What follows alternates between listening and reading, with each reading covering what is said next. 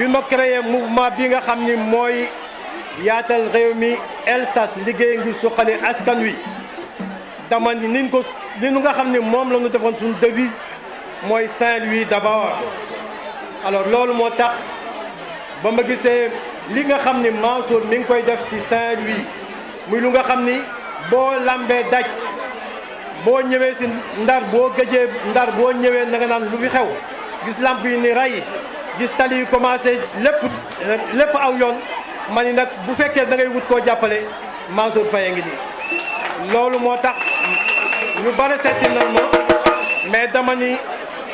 soxlawul candidature nanu jàppale Mansour mu àggale liggéey bi nga xam ni tàmbali na ko Sénégal jëm kanam Ndar jëm kanam. je pense que Diamaguène moom mën nañu wax opposition soxlawul mu fii ñëw Diamaguène tànn na ba pare te tànn bi ngeen tànn mooy tànn bi gën ci Diamaguène ndax seen ay frères seen ay sœurs yi nekk seen wet moom ngeen àndal ma cité ci waat léegi ki ma invité fii muy sama rakk Wally Seck tànn bi moo gën ndax léegi sama mag Cheikh Camara wax na ko Ndar mi ngi soppeeku mais nanu xam ni boobu ci échauffement la monsieur le maire nekkoon moteur bi rek la doon tàngal ndax mais Saint-Louis projet yu mag yi à partir de 2022 incha allah la ko maire di door xam naa ni su ci jëlee parole dina ci wax lu bare dina mën a wax rek ci waa Léona waa Diamaguène mooy seen rakk ji ngeen di jàppale muy Wally Seck xale bu yaru la xale bu dëggu la xale bu laabir la man xam naa que liggéey nañu c'est rare ñu jël collaborateur bu mel noonu moom moo tax ma kontaan trop fu ma gisee waa OLAC yëpp ñëw wuy si ka su ma wootee nag waa OLAC bu ma gisul daan am problème ak yow vraiment du ma guddeel vraiment lu gàtt rek laa siy wax sama xol sedd na waaye kontaan naa trop si honneur bi nga ma jox su fi sunu responsable nekkee muy sunu leader Mansour Faye ñun ñëpp war ñu jël parole moom tam maa ngi koy gërëm si autorisation bi ma jox ba ma jël fi parole. di nuyu sama mag Alioune Badara Diop di nuyu sama famille bi fi teew jiite si sama yaay Jéere Diop ñoo ngi fas yéene tàmbale di wax di commencé si Mouhamadou Lamine Mbaye mi nga xamante ne lii yëpp moom la moom moo ñu tracé le voie bi ba instant bi li ñuy def yëpp moom moo ko fi def moom moo ko suuxat dañuy emboîter ses pas rek pour représenter la jeunesse saint-louisienne. tey nag jeunesse yi daf ma poñe ñoom laa àndal te ñoom ma la na àndal moo tax may poñe ma ni tey nag maa fi teewal jeunesse bi di poñe monsieur le ministre maire Mansour Faye ndax jeunesse poñe nan ma seen waajur poñe nan ma dama bëggoon monsieur le ministre maire Mansour Faye jeunesse Saint-Louis nga taxawu leen gestu leen si formation yi nga xamante ni ñooy waaj ñëw ndax kenn wutalewu Ndar am na ressource yu fii feeñ te bëgguñu kenn jóge jéggaani ñëw di liggéey fii Ndar te jeunesse Ndar liggéeyuñu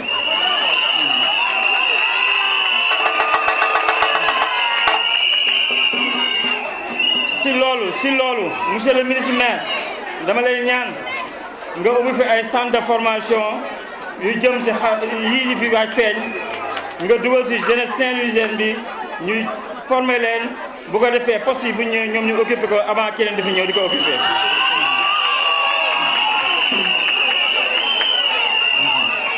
si loolu dañuy joxante yow pacte di la wax ni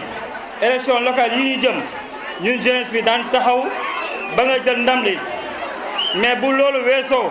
ndax diggante bi dafa xat dans le même temps bu fekkee mënoo ubbi centre de formation établissement yi public yi nekk fii si Ndar nga transformé leen def ko centre de formation former jeunes yi su ko defee ñu taxaw di xaar ressources yi feeñ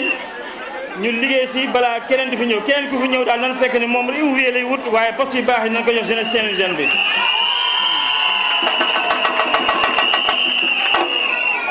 loolu mooy suñu pacte yow tey jeunesse bi daal poñe nan ma tey yow poñe naa la tam monsieur le maire di la wax ni loolu rek ñun mooy suñu doléance ñun wutalul suñu bopp jeunesse bi la ñuy wutal ndax seen waajur bu ñu tëddee nelaw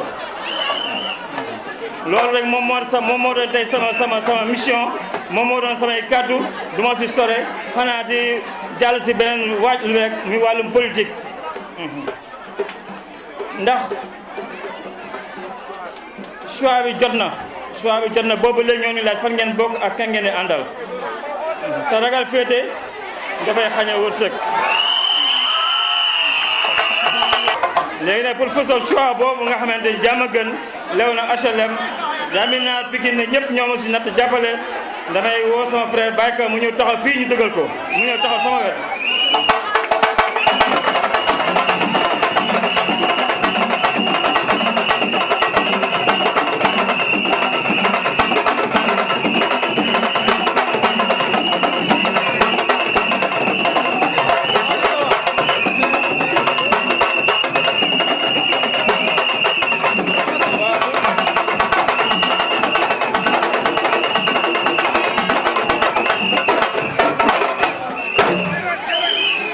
Diamaguène laa bëgg seedeel ne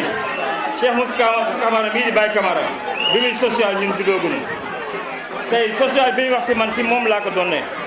ba tax na dama bëgg ngeen xam ni sama mag la damay topp si ginnaawam ñu ànd liggéey jox monsieur le maire victoire incha allah moo tax monsieur le maire maa lay woo nga rejoindre fii tamit ñu woon ni Diamaguène ak Gandar yow lañu àndal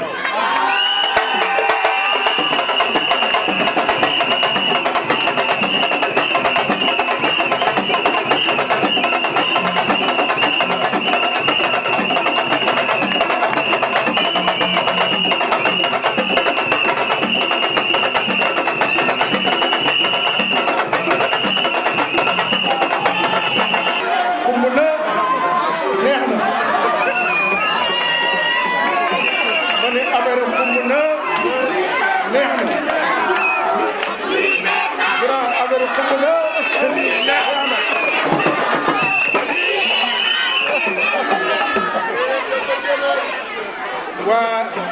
jërëjëf waa Diamaguène jërëjëf waa HLM jërëjëf waa Léona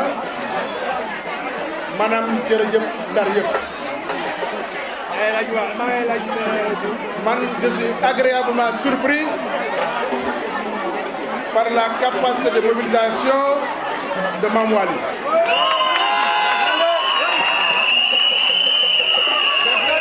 gëm naa ni gisaguñu dara lu des moo ëpp waaye bu lii amee nañ ko sante gërëme ko fa Mouhamadou Lamine Mbaye ñu koy ñaanal fee mu tëdd mu gën fuuf fi mu jógee suñu borom teeru ko ci àjjana yi gën a kawe suuf sedd ci loxo sedd ci kawam parce que lii yëpp moom la te gëm naa ne fee mu nekk kontaan na tàlli na parce que lu mu tàmbali woon dafa tegu ci loxo koo xam ni mën na ko mottali muy Mame Waly bii taxaw ñu koy ñaanal yoon bii mu jublu yan na ko suñu borom leeral yan na suñu borom def lu Lamine Mbaye séentu woon doy weesu fépp lool mën nga ko wane nga ko yaa ngi ci yoon bi man lu ma mën a def mooy jàppale la ci lu ma mën def ci lu ma attan jàpp ci te jël naa engagement jàpp ci lépp looy def loo xam ni c'est pour askan bi mën a développé wu wax ma boo jëlee benn pàcc bi man ma jël ñaari pàcc yi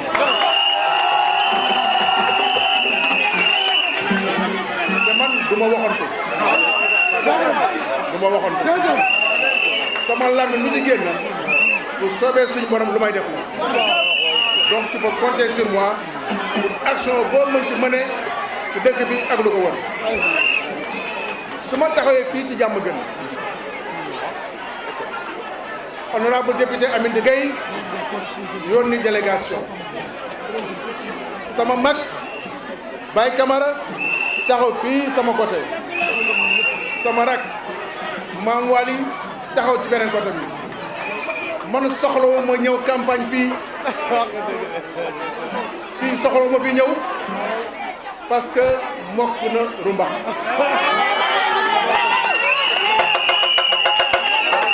mbir mi gaa yi affaire bi mokk na rumbax te nag bu ngeen ko regretté bu ngeen ko rëccu parce que dañu am wéeruwaay suñu wéeruwaay président Macky Sall la lépp lu ñu mën def ginnaaw suñu borom président Macky Sall moo ñu ko yombalal Mame Waly doon wax léegi nañu def école de formation wala centre de formation pour ndaw yi dama ko yëgal ni président Macky Sall xalaatoon na loolu bu yàgg ba ministre Dame Diop ci boppam ñëw na fii ci Ngalel pour visiter site boo xam ni day def centre de formation au métier du pétrole et du gaz fii ci Ngalel donc président anticipé woon na ci loolu parce que xam nañ ne comme Ndar ñoom ñoo amee avenir u ëllëg ñoom ñoo amee développement wu Saint-Louis ëllëg loolu moo tax président Macky Sall defar centre boobu lee am na beneen centre boo xam ne ubbi na ko fii ci Gandon muy formation au métier du tourisme te Gandon yi génn Ndar fekk ci Njaw Siir da nga gis école boobu lee pour ndaw yi la di ngeen gis fii ci Cité Niakh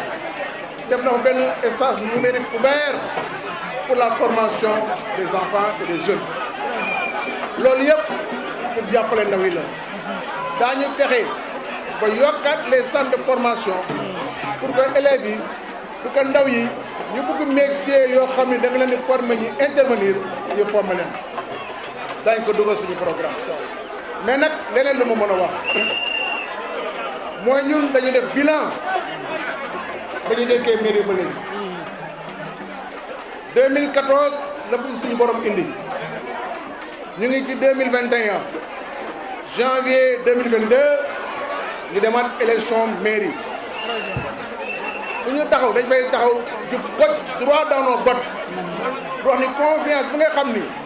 askanu Ndar dénkoon nañu ko yaakaar naa ne ni jëppi wuñu parce que am nañu bilan boo xam ni dañ koy défendre bu leer nañ waxoon naa fi Ndar leer nañ yaakaar naa ni Ndar leer na xëy na nañ ko mottali mu ni nañ waaye leer na dañ ni Ndar set wecc yaakaar naa ni Ndar set na xëy na nañ ko mottali wecc bi egsi waaye Ndar set na Ndar am na ay infrastructure gis nañ ko waaye dañ ko yokku je m'engage que ni Diamaguène bu neexee yàlla dañ ko dugal ay pavé avec Promoville suñu programme la bokk te dañ ko def Diamaguène dispensaire bii nga gis muy centre de santé bi poste de santé bi dans notre programme on va doter les 14 centres de santé de Saint-Louis bu ci nekk ambulance médicalisée te waxatuma damay wax nos adversaires politiques c'est même pas nos adversaires en réalité man ñun amuñu adversaire mais les prétendants ku ciy wax programme nañu wax programme am nan la koy financer yomb na dinaa defar lii dinaa defar na leen na wax ku ci nekk bu ne naa defar tali na wax fu mu jëlee financement bi dinaa tabax boutique na wax fu may jëlee financement bi loolu je demande aux candidats ku ci nekk booy wax programme nu wax lu muy def pour ko financer ko ambulance yi may wax boobu lay laal te chaque postes de centre de santé, il y en a 14 dans la commune et je pense 18 dans le département. Bu ci nekk daañ ci indi ambulance médicalisée bu ma koy jëlee parce que maa ni ku wax programme na nga wax ni koy financé bu ma koy jëlee hôpital de Nguène ñu Saint-Louis dana am un hôpital de niveau 4 hôpital de niveau 4 amagul Sénégal hôpital principal moo ko nar nekk hôpital Dalal Jàmm Pikine Guédiawaye moo ko nar nekk troisième bi Saint-Louis moo koy am te fële nga xam ne hôtel Mame Coumba Ba nekk foofu lañ koy def programme boobu la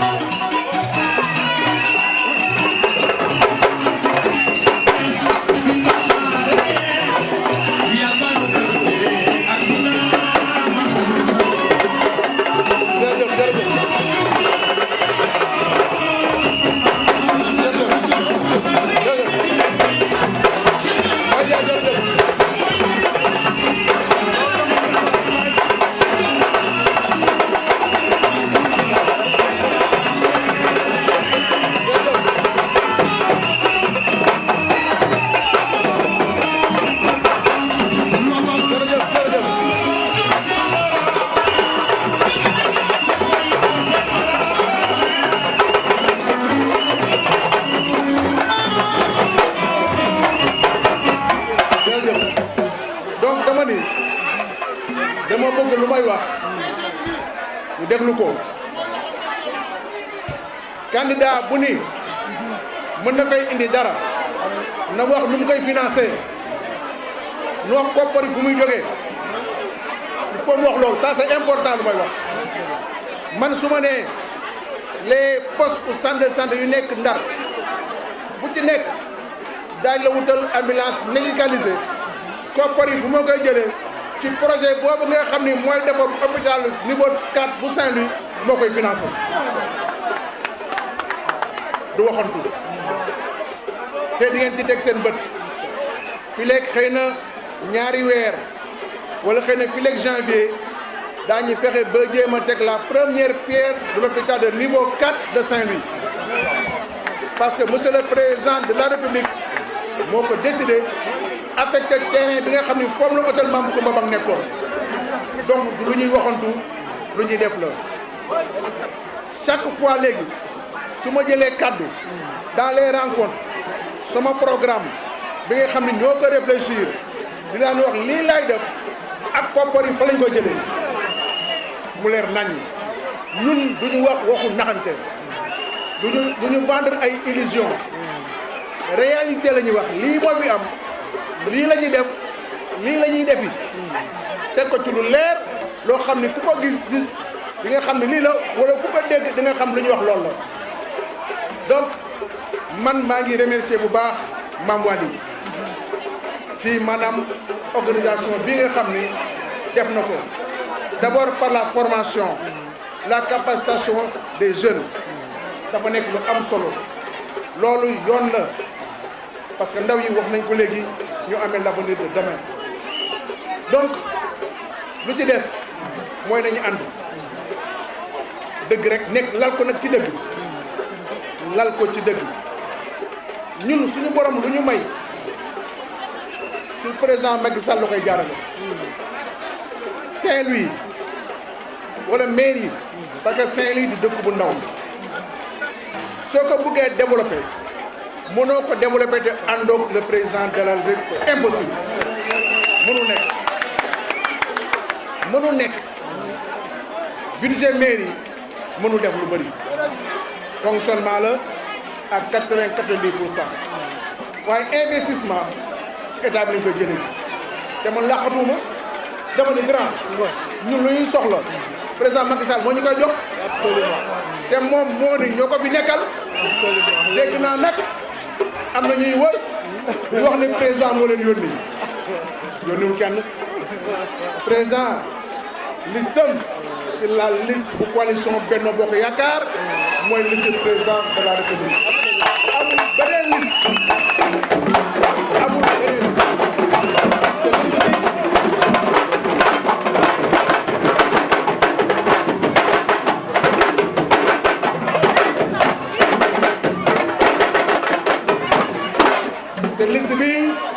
moom mooy liste gagnante su Mame Waly taxawee fii Baye Camara taxaw fële Amine Digay taxaw fii jàmm gën lew na yaakaar naa ni jeex na tàkk la cause elle est entendue la victoire sera proche et on va gagner. On n'a pas de doute par rapport à la victoire. C'est le score. Moi, nous sommes en train de travailler pour le score. Il faut que nous dépassions la barre des 60%. Et c'est à notre portée. Je voulais profiter de cette occasion pour remercier Mame Waly, qui est en train de mener un travail extraordinaire, un travail de titan, initié par notre frère Mohamed Lamine Mbaye. Nous sommes dans le développement, nous sommes dans la prospection. Saint-Louis sera une ville attractive d'ici 2 ou 3 années. Puisque tout simplement, nous avons le gaz à portée de main. Et l'exploitation du gaz va démarrer d'ici peu, d'ici 2 ans tout au plus. Et je voudrais, à cette occasion, inviter les Saint-Louisiens à anticiper sur le pétrole et le gaz, à anticiper dans le cadre du contenu local, puisque c'est des ressources qui pourront bénéficier grandement à la population saint-louisienne. Et dans cette dynamique, il est nécessaire de former les jeunes. Le président de la ville, M. Macky Sall, monsieur le président de la ville, a déjà anticipé dans le cadre de cette formation-là, en initiant l'école de formation sur les métiers du pétrole et du gaz, qui sera implantée en Galère. D'autres écoles de formation suivront pour accompagner les jeunes. La jeunesse est l'avenir de demain. Et nous comptons fortement sur cette jeunesse, non seulement pour développer Saint-Louis, parce que notre ambition, c'est de faire de Saint-Louis la ville la plus attractive du Sénégal. Et c'est tout à fait possible. Saint-Louis est la ville de première capitale du Sénégal, première capitale de l'Afrique occidentale française, première école, premier parti politique.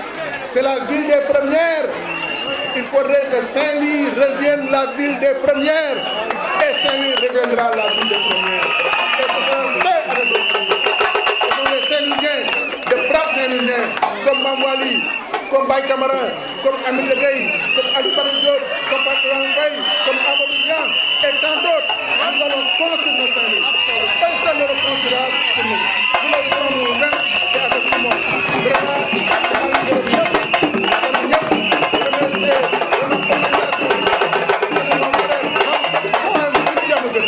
Vraiment, gërëm bu baax di leen sant asalaamaaleykum wa rahmatulah.